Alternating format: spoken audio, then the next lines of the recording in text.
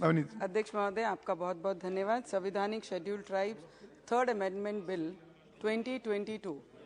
Sir, हम जो bill ला रहे हैं और ये थर्ड अमेंडमेंट कर रहे हैं कि दूसरी जातियों की जो मांग बहुत सालों से है, जो यही एसटी में थे, उनको फिर से अपने एसटी इसमें लाकर उनको न्याय देने का काम हमारी ये मंत्रिमंडल कर रहा है। उसके लिए मंत्री जी का दिल से बहुत बहुत धन्यवाद करूंगी।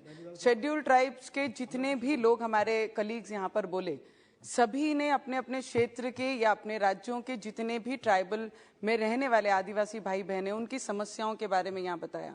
सर, हम भी जहाँ से आते हैं, मेरे क्षेत्र में एक विधानसभा पूरी शेड्यूल ट्राइब आदिवासी भाई बहन रहते हैं, जिनकी पिछले कई वर्षों से बहुत सारी समस्याएं हैं। सर, मनरेगा का अभी यहाँ पे उल्लेख किया गया कि मनरेगा में क्या काम हुआ है, उनके हाथ बांध दिए गए, उनको कमजोर बनाया गया है। सर, सबसे ज्यादा मनरेगा में अगर कहीं पूरे विदर्भ में अगर कहीं काम हुआ है तो वो मेरे शेड्यूल ट्राइब एरिया में। सर, एक महीने में मैक्सिमम शेड्यूल ट्राइब में रहने वाले लोग वहां पे काम करते हैं और 100 डेज ये मिनिमम दिया गया है। पर मैं रिक्वेस्ट करूंगी मंत्रिमंडल से भी और सरकार से भी कि मिनिमम ऑफ 200-250 डेज उन्हें साल में काम देना चाहिए।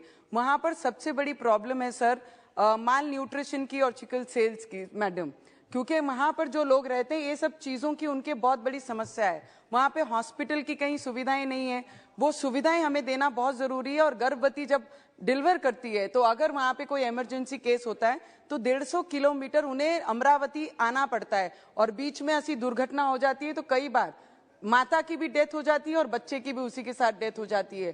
तो ऐसी जगहों पे उन्हें हॉस्पिटल की फैसिलिटी देना बहुत जरूरी है।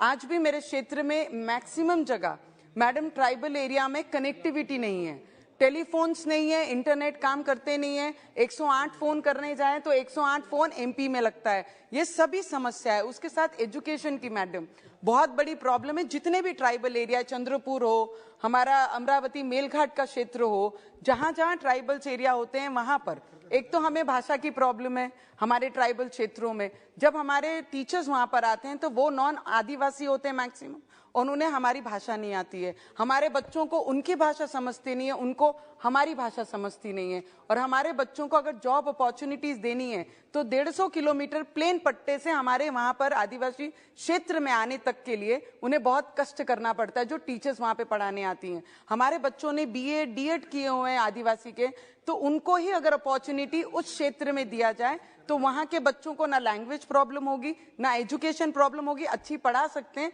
और उन्हें जो राइट देने का काम हमारे पंतप्रधान प्राइम मिनिस्टर जी कर रहे हैं, वो राइट्स देने का काम हम लोग कर सकते हैं। छोटे छोटे इशू हैं, कास्ट सर्टिफिकेट का इशू है sir 2 minutes it's I know, हम समर्थन करने के लिए खड़े हैं, पर आदिवासियों की प्रॉब्लम है। अगर समाज को आदिवासी ट्राइबल में लाके उन्हें न्याय देने का काम कर रहे हैं तो उनको जो सुविधाओं से वंचित है उन्हें यहाँ पर रखना हमारा कर्तव्य है। तो मुझे लगता है कास्ट सर्टिफिकेट का जो इशू होता है, उन्हें उतने दूर से हमारे डिस्ट्रिक्ट लेवल पे आके डीएम से मिलकर चप्पलें घस जाती हैं, तभी भी उन्हें उनकी कास्ट सर्टिफिकेट वैलिडिटी मिलती ही नहीं है। तो ये छोटी छोटी प्रॉब्लम्स अगर हम सॉल्व कर पाएंगे तो मुझे लगता है हमारे आदिवासी भाई बहनों को बहुत न्याय दे पाएंगे। मैडम मंत्री महोदय यहाँ पर बैठे हैं, उनका पुनर्वसन मैडम, पुनर्वसन जब भी हम वहां पे करते हैं, पहले तो हमारे लोग आदिवासी जंगल छोड़कर बाहर सिटी में आने के लिए तैयार नहीं है।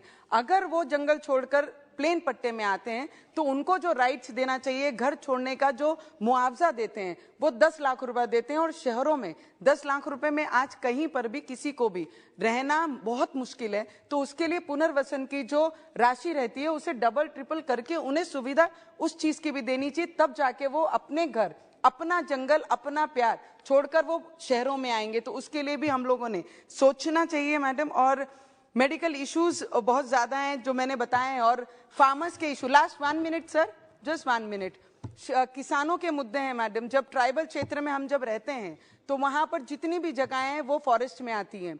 फॉरेस्ट से हमको वो दी गई हुई जगह है कि यहाँ पे रहना बसरा करने के लिए आपको इतनी जगह हम देते हैं और उसमें आप खेती कर सकते हैं।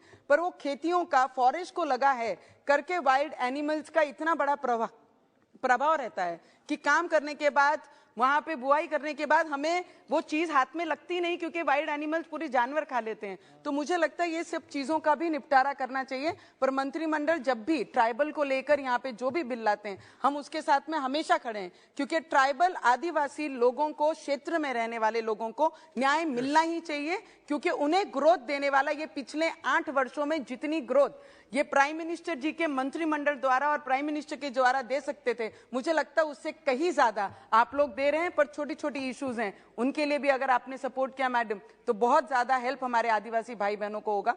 मंत्रिमंडल ने पहले भी 4G के लिए हमारे क्षेत्र के लिए बहुत कुछ दिया है, आगे भी कनेक्टिविटी के लिए अगर थोड़ा सोर्स करेंगे तो मुझे लगता है उनको कनेक्टिविटी बहुत जल्द मिलेगी। Thank you so much sir.